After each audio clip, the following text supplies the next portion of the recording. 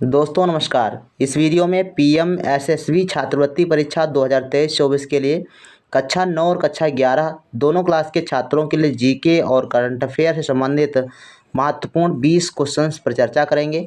प्यारे बच्चों, ये वीडियो आपके लिए बहुत ही खास होने वाली है। इस वीडियो में जो भी आपके प्रश्न रखे गए हैं काफ़ी चुनिंदा प्रश्न है और आए हुए प्रश्न हैं, तो आप सभी लोग वीडियो को लास्ट तक बिना स्किप किए हुए आप लोग जरूर देखिएगा। आइए देखते हैं। सबसे पहला प्रश्न आपकी स्क्रीन पर है। भारत में मीठे पानी की सबसे बड़ी झील कौन है? ऑप्शन है आपके पास रेणुका झील, वुलर झील, गोविंद सागर झील या फिर बेरी नाग झील। तो इसका बच्चों राइट आंसर क्या है, आप सभी लोग कमेंट सेक्शन में ज़रूर लिखें। तो प्यारे बच्चों, इसका सही आंसर हो जाएगा वुलर झील, जो आपकी कश्मीर में है और ये भारत में सबसे ज़्यादा मीठे पानी वाली झील है। इसके बाद है प्रश्न संख्या 2 और ये प्रश्न संख्या 2 कहता है कि लीलावती पुस्तक संबंधित है। अब ये लीलावती नाम से आपको कोई गेस नहीं लग रहा है कि किस विषय की सब्जेक्ट की पुस्तक होगी। ऑप्शन आपके पास है गणित से, जंतु विज्ञान से, अर्थशास्त्र से या वनस्पति शास्त्र से। तो इसका बच्चों राइट आंसर आपका है फर्स्ट ऑप्शन, गणित से संबंधित है लीलावती पुस्तक। इसको आप ध्यान रखिएगा, इम्पोर्टेंट प्रश्न है। प्रश्न संख्या है दिल्ली के बाद आम आदमी पार्टी, अब ये करंट का प्रश्न है आपका। दिल्ली के बाद आम आदमी पार्टी की सरकार किस राज्य में बनी? ऑप्शन ए है गुजरात, ऑप्शन 2 है मध्य प्रदेश, ऑप्शन 3 है पंजाब और ऑप्शन 4 है हरियाणा। तो आम आदमी पार्टी की सरकार किस राज्य में बनी है? तो ये बच्चों है आपकी पंजाब में। ध्यान रखिएगा, इसको इम्पोर्टेंट प्रश्न आपका हो जाएगा। इसके बाद है प्रश्न संख्या 4। ये कहता है कि सुमेलित निम्न में से कौन सुमेलित नहीं है? पहला ऑप्शन है मुस्लिम धर्म कुरान, यहाँ पे कुरान होगा, बौद्ध धर्म धम्मपद, जैन धर्म बाइबिल और हिंदू धर्म गीता। तो कौन सा है जो सुमेलित नहीं है? तो प्यारे बच्चों, इसमें आपका जो थर्ड ऑप्शन है जैन धर्म बाइबिल, ये आपका संबंधित नहीं है, क्योंकि बाइबिल जो है ईसाई धर्म से संबंधित है। ईसाई धर्म का पवित्र ग्रंथ कौन सा है? तो बाइबिल है।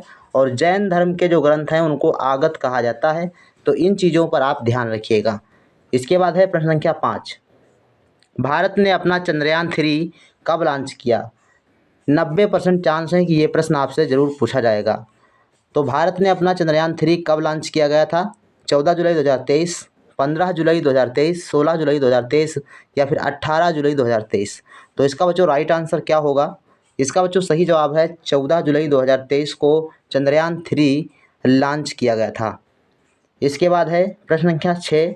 भारत के राष्ट्रीय प्रतीक में निम्नलिखित में से कौन सा पशु दृष्टिगत नहीं है, अर्थात दिखाई नहीं देता? सिंह, सांड, घोड़ा या हिरन। तो इसका बच्चों सही जवाब हो जाएगा जो फोर्थ ऑप्शन है हिरन। हिरन जो है जो राष्ट्रीय प्रतीक है उसमें नहीं दिखाई देता। इसके अलावा 4 सिर वाला सिंह जो चारों दिशाओं में है, और आपका सांड और घोड़ा, ये आपके तीनों जो है आपके राष्ट्रीय चिन्ह में हैं। इसके बाद है प्रश्न संख्या 7। समानता की खोज में डॉक्टर भीमराव अंबेडकर ने धर्म परिवर्तन कर किस धर्म को अपनाया था? यानी डॉक्टर बी आर अम्बेडकर ने कौन से धर्म को अपनाया था?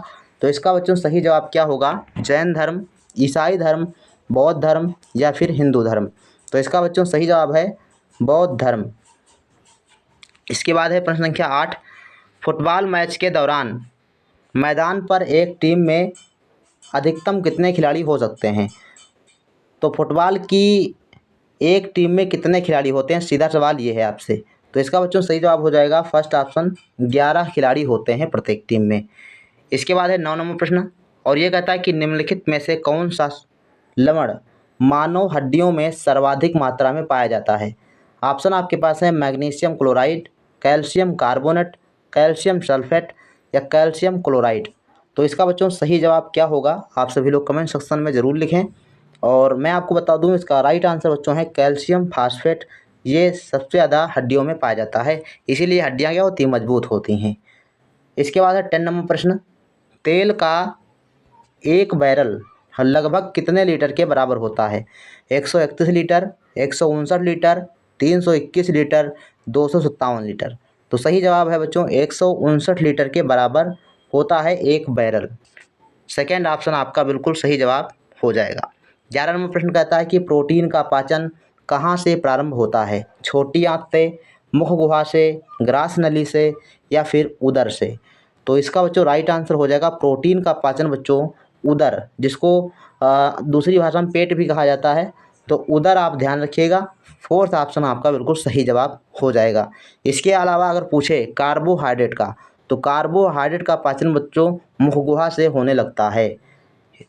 इसके बाद प्रश्न संख्या 12 है, विज्ञान की शाखा न्यूरोलॉजी से कौन सा अंग का अध्ययन किया जाता है? स्नायु तंत्र, सीना, आँख या हड्डी? तो न्यूरोलॉजी का संबंध होता है बच्चों स्नायु तंत्र से, तो ये फर्स्ट ऑप्शन आपका सही हो जाएगा। न्यूरोलॉजी स्नायु तंत्र का मतलब होता है तंत्रिका तंत्र। 13 नंबर प्रश्न कहता है कि प्रकाश वर्ष मात्रक है। प्रकाश वर्ष किसका मात्रक है? पहला ऑप्शन है दूरी, समय, प्रकाश या फिर धारा। तो प्रकाश वर्ष बच्चों ये आपका दूरी का मात्रक होता है। फर्स्ट ऑप्शन आपका सही जवाब हो जाएगा। 14 नंबर प्रश्न कहता है कि मोटर कार से उत्पन्न प्रदूषक जो मानसिक रोग पैदा करता है कौन सा है? तो मोटर कार से उत्पन्न प्रदूषक जो मानसिक रोग उत्पन्न करता है, लिखा है पहला ऑप्शन NO2 यानी नाइट्रोजन डाइऑक्साइड, दूसरा है सल्फर डाइऑक्साइड SO2 और तीसरा है PB और चौथा है HG। तो राइट आंसर आपका बच्चों हो जाएगा इसमें थर्ड ऑप्शन PB जो होता है ये शीशा होता है और ये जो है मानसिक रोग उत्पन्न करता है। इसके बाद प्रश्न संख्या 15 है, प्राचीनतम विश्वविद्यालय कौन सा है यानी सबसे पुराना विश्वविद्यालय कौन सा है? गांधार, कन्नौज, नालंदा, वैशाली? तो ये बच्चों सही जवाब इसका हो जाएगा थर्ड ऑप्शन, जो नालंदा विश्वविद्यालय है वो सबसे प्राचीन है, सबसे पुराना है और यहाँ पर बहुत सारे चीनी यात्री जैसे ह्वेनसांग, फाहियान इन सब ने जो है आकर बौद्ध धर्म की शिक्षा ली है। इसके बाद प्रश्न संख्या 16 कहता है कि किस पारितंत्र में सबसे बड़ी संख्या होती है? किसी पारितंत्र में सबसे बड़ी संख्या किसकी होती है? प्राथमिक उत्पादकों की, प्राथमिक उपभोक्ताओं की, द्वितीयक उपभोक्ताओं की या फिर अपघटनकर्ताओं की? तो राइट आंसर बच्चों इसमें हो जाएगा प्राथमिक उत्पादकों की संख्या सर्वाधिक होती है। फर्स्ट ऑप्शन आपका सही जवाब हो जाएगा। नेक्स्ट प्रश्न कहता है कि 17 नंबर, भारतीय मानक समय आधारित है, तो भारतीय मानक समय कौन सा होता है?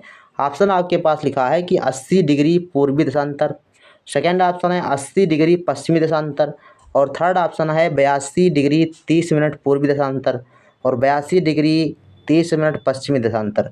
तो इसका बच्चों सही जवाब हो जाएगा 82 डिग्री 30 मिनट पूर्वी देशांतर। आपका थर्ड ऑप्शन बिल्कुल सही जवाब हो जाएगा। नेक्स्ट प्रश्न है 18 नंबर और ये कहता है कि प्राचीन भारतीय भौगोलिक मान्यता के अनुसार भारतवर्ष किस द्वीप का अंग है? ऑप्शन है पुष्कर द्वीप, जम्बू द्वीप, सिंगल द्वीप या फिर कुश द्वीप? तो ये बच्चों है आपका जम्बू द्वीप। आपने श्लोक में पढ़ा होगा जम्मू द्वीपे भारत खंडे, तो ये आपका सेकेंड ऑप्शन सही हो जाएगा, जम्मू द्वीप का हिस्सा था। 19 नंबर प्रश्न कहता है कि भारत में नोबेल पुरस्कार प्राप्त करने वाली प्रथम महिला हैं। तो भारत में नोबेल पुरस्कार प्राप्त करने वाली प्रथम महिला, ये 2022 की परीक्षा में प्रश्न पूछा गया था। ऑप्शन है इंदिरा गांधी, मदर टेरेसा, सरोजिनी नायडू, विजय लक्ष्मी पंडित? तो इसका बच्चों सही जवाब था मदर टेरेसा। सेकेंड ऑप्शन आपका सही जवाब हो जाएगा, भारत में नोबेल पुरस्कार प्राप्त करने वाली प्रथम महिला मदर टेरेसा। 20 नंबर प्रश्न कहता है कि भारत के राष्ट्रीय गीत वंदे मातरम के रचयिता कौन है? ये भी 2022 की परीक्षा में प्रश्न पूछा गया था। रविन्द्रनाथ टैगोर, बंकिम चंद्र चटर्जी और राजा राममोहन राय, स्वामी हरिदास? तो इसका बच्चों सही जवाब हो जाएगा बंकिम चंद्र चटर्जी। इन्होंने एक उपन्यास लिखा था आनंद मठ और उसी से लिया गया है वंदे मातरम। तो ये हमारा राष्ट्रीय गीत है और ये कहाँ से लिया गया है? तो आनंद मठ से लिया गया है, बंकिम चंद्र चटर्जी द्वारा रचित है। इसके अलावा राष्ट्रगान जो है आपका रविन्द्रनाथ टैगोर द्वारा रचित है और राजा राममोहन राय ने क्या किया था? तो ब्रह्म समाज की स्थापना की थी। इसके बाद है 21 नंबर प्रश्न और इस प्रश्न का आंसर आपको कमेंट सेक्शन में देना है। भारत में किस राज्य की तटरेखा सबसे लंबी है? 2022 में पूछा गया प्रश्न है। आप इसको कमेंट सेक्शन में इसका आंसर ज़रूर लिखें। गुजरात, महाराष्ट्र, केरल या फिर पश्चिम बंगाल? राइट आंसर क्या होगा? आपके लिए कमेंट सेक्शन खाली है, आप लोग उसमें ज़रूर लिखिएगा। और मैं बता दूं यदि आप पीएम एसएसबी छात्रवृत्ति परीक्षा की तैयारी कर रहे हैं तो आप हमारे चैनल के माध्यम से बेहतर तैयारी कर सकते हैं। विज्ञान जो आपकी एनएमएस एग्ज़ाम की पड़ी हुई है, प्लेलिस्ट बनी हुई है विज्ञान की और सामाजिक की, उसके सारे प्रश्न आप देख डालिए, क्योंकि वहीं से प्रश्न आपके आते हैं। जो आपका कक्षा 8 का सिलेबस है वही कक्षा 9 के विद्यार्थियों के लिए आएगा। कक्षा 11 के छात्रों के लिए जल्द ही मैं शुरू करूँगा, इतिहास, विज्ञान और गणित के प्रश्नों को हल कराऊँगा। तो आप सभी लोग वीडियो को रेगुलर देखते रहें। मिलते हैं नेक्स्ट वीडियो में, तब तक के लिए धन्यवाद, टाटा, बाय बाय।